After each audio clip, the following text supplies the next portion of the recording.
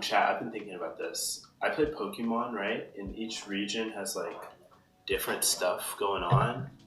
And I've been thinking about like what the worst regions would be to live in. I'm gonna rank them from like best region to live in to worst. So best region to live in, I think is Johto. It is so pretty. It's scenic, idyllic. Nothing to complain about with Johto. No crazy legendaries. Next. Next, I'm gonna say is Kanto. Kanto again also doesn't really have many legendaries to worry about. I mean, I guess there's Mewtwo, but Mewtwo's not like a menace, so that's all right.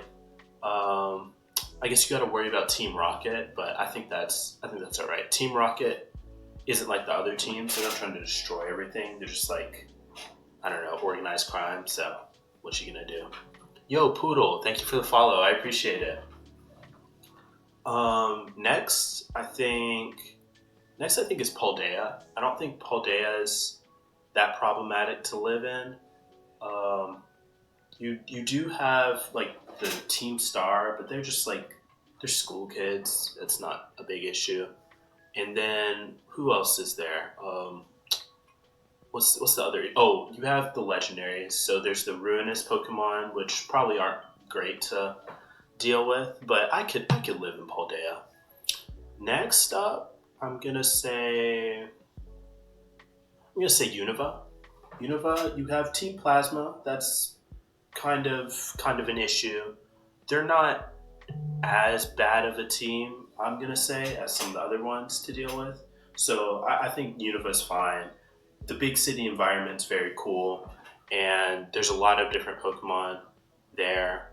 The legendaries aren't menaces. The genies aren't bad, and Reshiram and Zekrom pretty chill as far as legendaries go. Um, let's see. Okay, I'm gonna say Kalos next. Team Flare is like a menace. They're just like I don't even know what they're about. They just kind of like want to eliminate everyone, I guess.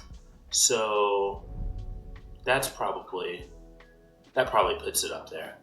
Um, Next, we got Alola. Alola is bad because of the ultra wormholes. Like if I have my house and a wormhole opens up under my house, insurance is not covering that. Like their insurance rates have to be so high just because of random wormholes opening up like on their property. Plus the things that come out of the wormholes. Like if a Guzzlord just spawns at my house and eats my house, I don't know. I'm gonna crash out. Next up, I think there's only a few regions left. So next, I'm going to say Galar. Galar is pretty bad. Like I'm not living in Galar. It's gonna be like Attack on Titan outside of my window every single day. The only good thing is you can Dynamax your Pokemon too, so you can kind of do like an Aaron Yeager kind of thing, fight them off. Um, Number two worst Pokemon region to live in, I'm gonna say Sinnoh, because you just have those two, or you have the three space-time continuum deities duking it out. They're not as bad as number one, but just having the embodiment of space and time fighting in your region, that's just never a good look. And then number one worst Pokemon region to live in, I would never live in this region, is Hoenn. Bro, even though it's not time and space, it's still the land and the sea that's pretty bad as well.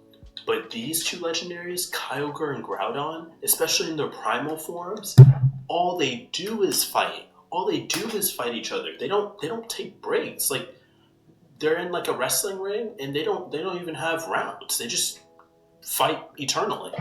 And then you got Rayquaza like trying to stop it, but it's like ultra powerful too, so it's destroying everything. And Rayquaza, no one brings this up, but Rayquaza is a crash out too. Like it sees Deoxys and it's just on site.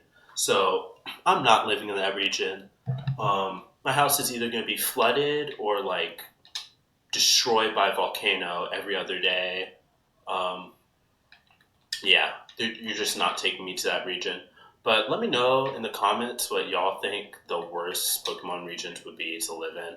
I really think it's Hoenn.